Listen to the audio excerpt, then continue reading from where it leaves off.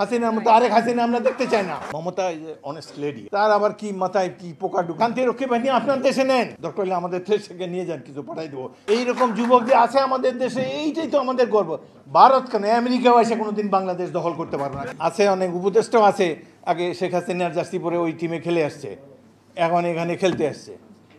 খেলার কথা আরেকটা কথা বলি ভাই, আমার দুঃখ লাগে অনেক। 80 সালে আমি তো ফুটবল খেলোয়াড় ছিলাম, মোটামুটি লোকে চিনে আমাকে ফুটবলার হিসাবে।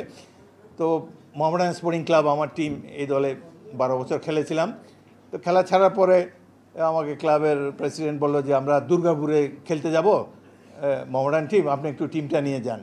আমি বললাম ঠিক আছে যাই। তখনও এমপি টেমপি কিছুই হয়নি, ঘুরে বেড়াইতেছি। দুর্গাপুরে গেলাম, সেখানে খেলা টুর্নামেন্টে, Ashis Jabbar memorial tournament, international tournament. প্রথম খেলাই পড়লো আমাদের দুর্গাপুর টিমের সাথে।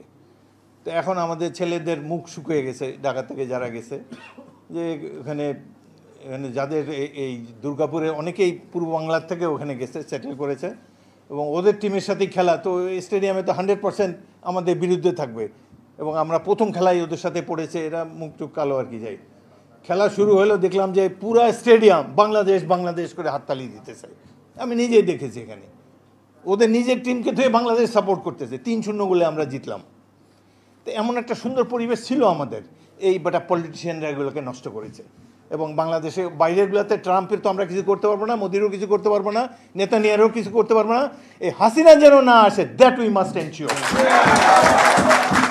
আমরা এই দেশে একটা উদার গণতান্ত্রিক দেশ চাই, উদার গণতান্ত্রিক দেশ চাই, ধর্ম বর্ণ নির্বিশেষে আমরা বাংলাদেশের পতাকাটার সম্মান দেখতে চাই। অত্যন্ত দুঃখ লাগে, আমার দেশে পতাকা পড়ানোর তুমি কে?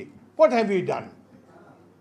এই 80 বছর বয়সে আমি তো কোনো দাঙ্গা দেখি নেই। আর ভারতে কয়দিন পরে পরে তো দাঙ্গা লাগে, সেখানে মিডিয়াও সেটা প্রকাশ করতে পারে না। ফখরুদ্দিন আলী আহমদ ভারতের প্রেসিডেন্ট ছিল, তার ফ্যামিলি ভোটার হতে পারে না আসামে। সুতরাং তাদের অনেক এই কিছু কিছু রাজনৈতিক দল আসে মানুষকে কষ্ট দেওয়ার জন্য।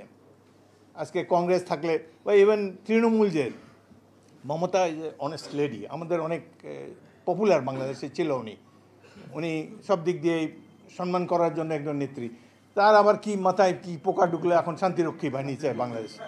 আরে শান্তিরক্ষী বাহিনী আপনার দেশে নেন, যেখানে গুজরাট কিলিং হয়েছে সেখানে দেন, যেখানে কাশ্মীরে মানুষ হত্যা করা হচ্ছে বিনা বিচারে, যেখানে আত্মনিয়ন্ত্রণ অধিকার নাই মানুষের, সেই সব জায়গায় আপনারা you deserve a military force, শান্তি বাহিনী।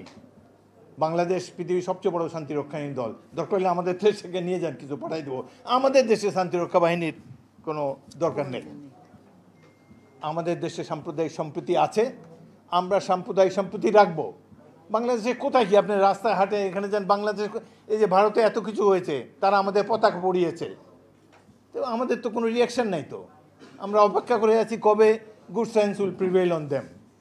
আমরা শান্তিতে বসবাস করতে চাই, এবং বিশেষ করে আমাদের রাষ্ট্র ভারতের তুলনায় অনেক ছোট, কিন্তু আমরা স্বাধীন চেতা জাতি। আমাদের দেশের সবচেয়ে বড় সম্পদ কি জানেন? ওইটা ভারত, ইন্ডিয়া, আমেরিকা কারো নাই। আমাদের দেশের একটা দুর্দর্শ সাহসী তরুণ সমাজ আছে, যারা ওই যে কথা আমার তো একেবারে কবরে যাওয়ার আগে পর্যন্ত মনে থাকবে, পুলিশ বলতেছে তার অফিসারকে, স্যার একটা গুলি করি, একটা পড়ে যায়, বাকিগুলো লড়ে না, দাঁড়ায় থাকে। এইরকম সাহসী জাতি দুনিয়াতে নাই। আমি 71-এর যুদ্ধে আমার অধীনে 500 ছাত্র ছিল। আমি যশোরে বিদ্রোহ করি, আমার সাথে 200 ইস্ট বেঙ্গল রেজিমেন্টের সোলজার ছিল, আর আশেপাশে থেকে আমি 500 ছাত্র আমার ব্যাটালিয়ানে ভর্তি করি, এদেরকে 1.5 মাস ট্রেনিং দেই, তারপরে এদেরকে নিয়ে যুদ্ধে যাই। দুঃসাহসী যোদ্ধা, এই 500 জনের 100 জন সম্মুখ যুদ্ধে শহীদ হয়েছে। আমি নিজেও যুদ্ধে আহত হয়েছিলাম। বাঙালির সাহস দেখেছি 71 সালে, কিন্তু এইবারের ছাত্ররা যেটা দেখিয়েছে অকল্পনীয়, দুঃসাহসী। এইরকম যুবক যে আছে আমাদের দেশে, এইটাই তো আমাদের গর্ব। ভারত কেন, আমেরিকাও এসে কোনোদিন বাংলাদেশ দখল করতে পারবে না। Come and try. 27 বছর বয়সে একটা মুক্তিযুদ্ধ করেছি, 81 বছর বয়সে আরেকটা করবো ইনশাল্লাহ। বাংলাদেশকে দখল করতে পারবে না, আমাদের তো ইয়াং ফোর্স আছে। এখন কথা হলো we should be level headed, we should choose good leaders. আমাদের নেতারা যেন ভালো থাকে, 2-4 পয়সা কামানোর জন্য যেন দেশ ধ্বংস না করে। হাসিনার মতো আরেক হাসিনা আমরা দেখতে চাই না। আসুন আমরা সবাই মিলে সুন্দর একটা অসাম্প্রদায়িক বাংলাদেশ গড়ে তুলি, যার যার ধর্ম শান্তি মতো সে পালন করুক। আমরা এখন অন্যকে অলওয়েজ প্রোটেক্ট করবো, একে অন্যকে সহায়তা করব এবং গণতন্ত্রকে যে কোনো মূল্যে আমরা ধারণ করে থাকব।